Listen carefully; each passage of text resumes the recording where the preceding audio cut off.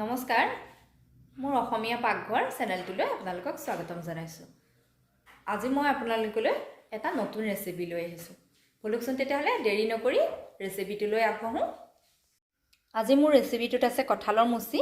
এই কঁঠালৰ মুচি মই আনিছিলে, মই টুকুৰাকৈ কাটি লৈছোঁ ধুনীয়াকৈ। এতিয়া মই অলপ পানীত তিয়াই থৈছিলোঁ। মই এতিয়া এটা প্ৰেছাৰ কুকাৰত দি পেলাই বইল কৰি ল'ম। প্ৰেছাৰ কুকাৰত কঁঠাল দি দিছোঁ আৰু এটা ডাঙৰ সাইজৰ আলু মই দি দিছোঁ। এতিয়া 3টামান চিটি মাৰি মই বইল কৰি ল'ম।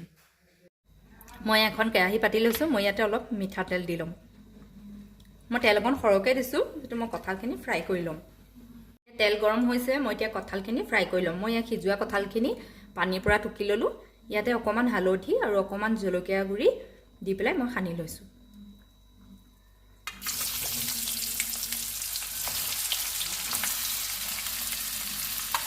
অকণমান ফ্ৰাই কৰি ল'ম।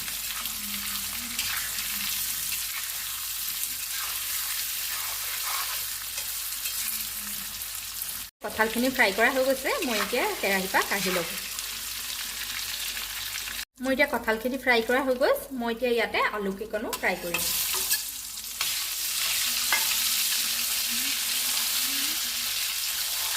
আলুখিনিও ফ্ৰাই কৰা হৈ গৈছে। মই এতিয়া কাঢ়ি লৈছোঁ। থকা তেলখিনিতে মই কেইটামান পাঁচফোৰণ দি লৈছোঁ। পাঁচফোৰণ দিয়াৰ পিছতে ইয়াতে মই 2টা ডাঙৰ সাইজৰ পিঁয়াজ ইয়াতে দি দিছোঁ কাটি। পিঁয়াজখিনি এতিয়া ৰঙচুৱা হোৱালৈকে ভাজি থাকিম। এতিয়া পিঁয়াজখিনি ৰঙচুৱা হৈছে আৰু মই ইয়াতে 2 চামুচ আদা নহৰু পেষ্ট দি দিছোঁ আৰু 3টা কেঁচা জলকীয়া দিছোঁ। মই 2 খিলা তেজপাত দিছোঁ আৰু 2টা শুকান জলকীয়াও দি দিছোঁ। জ্বলাটো আপোনালোকে চাই পেলাই দিব। মই এইখিনি কেঁচা গোন্ধ যোৱালৈকে ভাজি থাকিম। এতিয়া পিঁয়াজ নহৰু আদা ভজা হৈ গৈছে। মই ইয়াতে এটা বিলাহী মই কাটি থৈছিলোঁ, ইয়াতে দি দিছোঁ।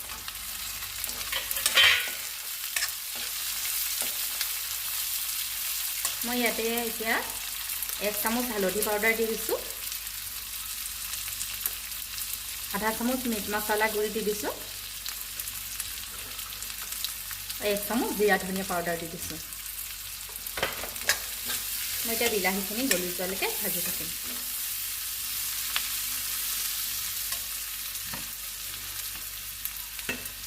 মই ইয়াতে আন্দাজমতে নিমখ দি দিছোঁ। মই বিলাহীখিনিও গলি গৈছে। মই ইয়াতে এতিয়া ৰেড চিলি পাউডাৰ আধা চামুচ দি দিছোঁ।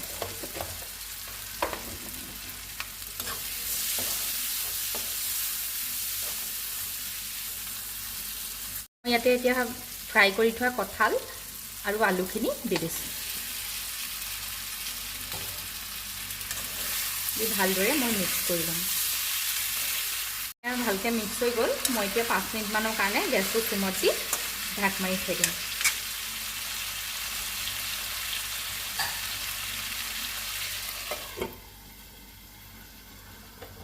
আকৌ 5 মিনিটৰ পিছত ঢাকনখন উদঙাই দিছোঁ।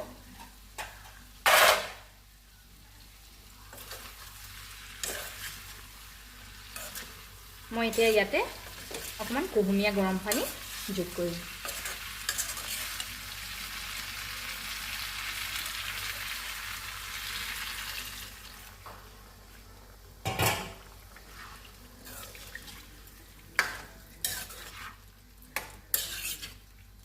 মই এতিয়া আকৌ ঢাকন মাৰি উতলিবলৈ দিম।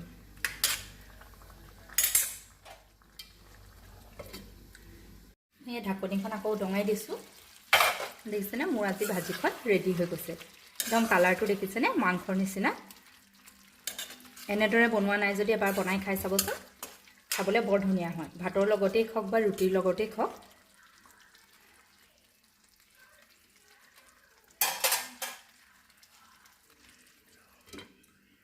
আজি মোৰ এয়া কঁঠালৰ মুচিৰ ভাজিখন ৰেডি হৈ গৈছে। যদি আজি মোৰ ভিডিঅ'টো চাই ভাল পালে লাইক কৰিব, কমেণ্ট কৰিব, শ্বেয়াৰ কৰিব। যিসকলে এতিয়াও মোৰ চেনেলটো ছাবস্ক্ৰাইব কৰা নাই, প্লিজ চেনেলটো ছাবস্ক্ৰাইব কৰি ল'ব। ধন্যবাদ।